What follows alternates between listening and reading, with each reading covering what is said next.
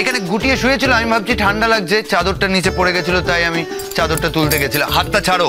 এ কি রে বাবিন, তোর না আজকে ঘরে আসা বারণ?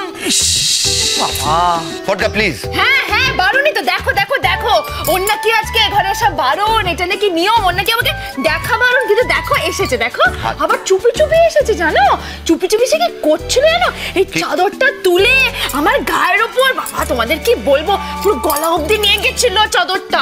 এ বাবা,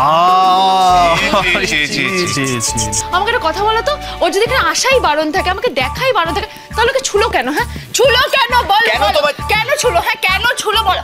আর কি ও আমাকে বলে আমি ছিটিয়াল? আমি যদি ছিটিয়াল হয়ে তাহলে ও জানো কে বলে যে চোর, চোর এসেছে, চোর চোর।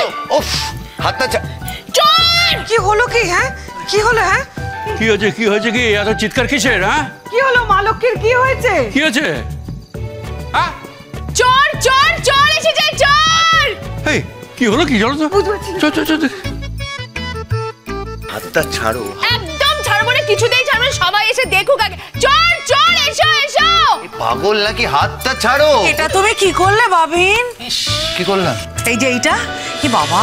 খড়কুটো, সোম থেকে রবি রাত 11টায়, স্টার জলসায়।